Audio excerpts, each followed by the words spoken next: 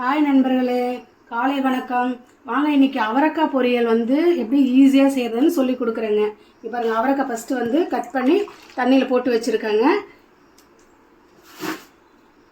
கொஞ்சம் எண்ணெய் ஊற்றிக்கலாங்க. இது உங்களுக்கு ஈஸி தாங்க. எண்ணெய் ஊற்றிட்டு கொஞ்சம் கடுகு போட்டுக்கலாங்க.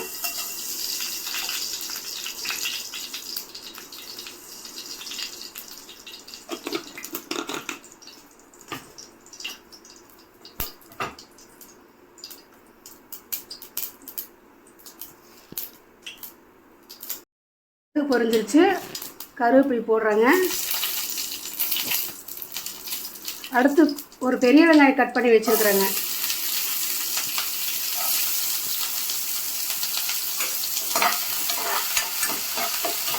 பெரிய வெங்காயம் நல்லா கொஞ்சம் ஃப்ரை பண்ணி வச்சுக்கலாங்க.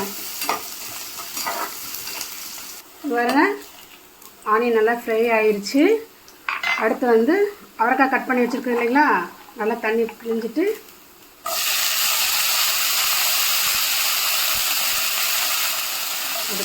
இது ரொம்ப ஈஸிங்க. லஞ்ச் பாக்ஸுக்கு கொடுத்து அனுப்பலாங்க. பசங்களுக்கு சைடிஷாக கொடுத்து அனுப்பலாங்க. பாருங்க,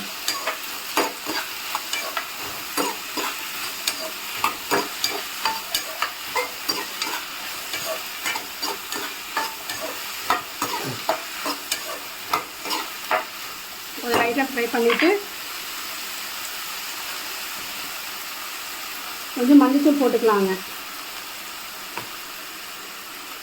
எப்போவுமே நான் வீட்டில் கொஞ்சம் மிளகாத்தூள் நான் அரைச்சி வச்சுப்பேங்க. அந்த மிளகாத்தூளில் ஒரு ஸ்பூன் போட்டுக்கலாங்க.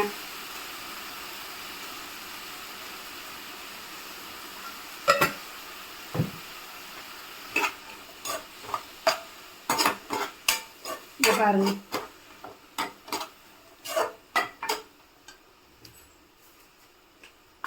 லைட்டாக உப்பு போட்டுக்கலாங்க. நம்ம உப்பு தேவையான அளவு பார்த்து போட்டுக்கலாங்க.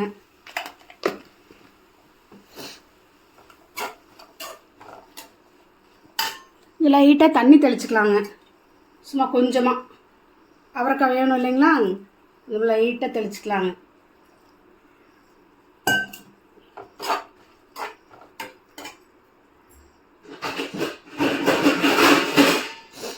ஒரு 10 நிமிஷம் மட்டும் மூடி போட்டு வச்சிடலாங்க. பக்கத்து அடுப்பில் முருங்கைக்காய் மாங்காய் சாம்பார் வச்சுருக்குறேங்க. இங்கே பாருங்கள், சாம்பாருக்கு அந்த அவரைக்காய் நல்லா இருக்குங்க. பாருங்கள், முருங்கைக்காய் மாங்காய் போட்டு சாம்பார் வச்சிட்ருக்குறேங்க. இங்கே பாருங்கள் நண்பர்களே, அவரைக்காய் ரெடி ஆயிடுச்சுங்க. இங்கே பாருங்கள், ரசம், தயிர், சாம்பார் இதுக்கெல்லாம் ரொம்ப நல்லா இருக்குங்க. ட்ரை பண்ணி பாருங்கள் மக்களே. இந்த வீடியோ பிடிச்சிருந்தா லைக் பண்ணுங்கள், கமெண்ட் பண்ணுங்கள், சப்ஸ்கிரைப் பண்ணுங்கள் மக்களே. பாய்.